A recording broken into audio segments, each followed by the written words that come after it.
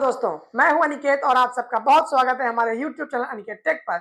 तो दोस्तों 11 दिसंबर की जो सुनवाई सुप्रीम कोर्ट में ऑनलाइन रियल मनी गेमिंग के लिए लगी थी, उसकी सुनवाई हुई और उसकी अगली तारीख जनवरी 2026 में दे दी गई। लेकिन कोई डेट नहीं बताया गया कि इस डेट को आपका केस सुना जाएगा या नहीं सुना जाएगा। सिर्फ ये कहा गया कि इस मामले को अब हम जनवरी में सुनेंगे। जनवरी में हम 3 जो जजेस का पैनल होगा इस केस की सुनवाई करेगा। लेकिन यहाँ तक तो कल की वीडियो मैंने आपको बता ही दिया था। लेकिन दोस्तों 2-4 ऐसी बड़ी-बड़ी बातें हैं ऑनलाइन गेमिंग बिल में और ऑनलाइन गेमिंग एक्ट जो भी आया हुआ है, इन सब के दरमियान 2-4 चीजें ऐसी हुई हैं जो कि सबको ऐसा लग रहा है कि ऐसा हुआ क्यों? तो उन्हीं चीजों पर आज हम चर्चा करने वाले हैं। तो वीडियो इंटरेस्टिंग होने वाली है, आपके काम की होने वाली है।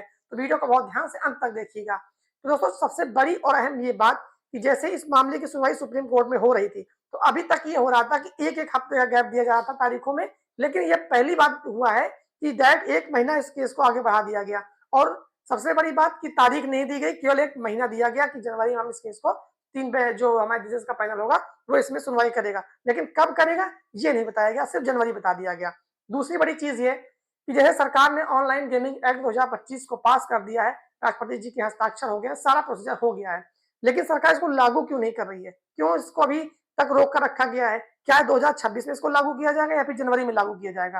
क्योंकि आपको याद होगा कि ये कानून बहुत पहले बन चुका है, लेकिन लागू आज की तारीख तक भी नहीं हो पाया है।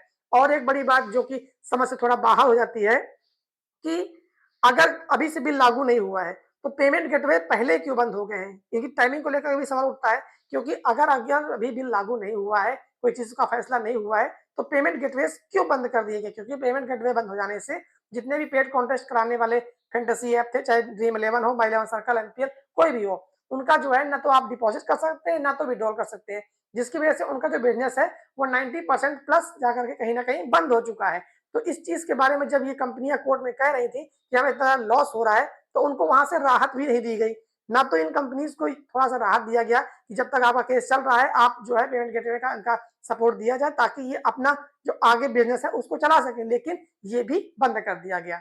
ऐसे में दोस्तों आपको क्या लगता है, क्या जनवरी 2026 में इस मामले की सुनवाई हो पाएगी? अगर सुनवाई हो पाएगी तो क्या कुछ डिसीजन निकल के आ पाएगा? अगर आपकी इस जो विषय से जुड़ी कोई राय है, तो हमसे कमेंट बॉक्स में ज़रूर पूछिएगा। आपके सवाल हमारे लिए बहुत ज़्यादा इंपॉर्टेंट हो जाते हैं। तो चलिए दोस्तों देखते हैं 2026 में क्या होता है जनवरी में। आज की वीडियो के लिए यही अपडेट था। वीडियो अच्छी लगी हो तो लाइक कर दीजिएगा, चैनल पे पहली बार आए तो सब्सक्राइब कर लीजिएगा, क्योंकि दोस्तों आपको हमारे चैनल पे फैंटेसी से रिलेटेड और हमारे टेक से रिलेटेड हर जानकारी हमारे चैनल पर मिलती रहेगी। तो चलिए दोस्तों मिलते हैं किसी दूसरी वीडियो में, तब तक के लिए आप सबका बहुत-बहुत धन्यवाद।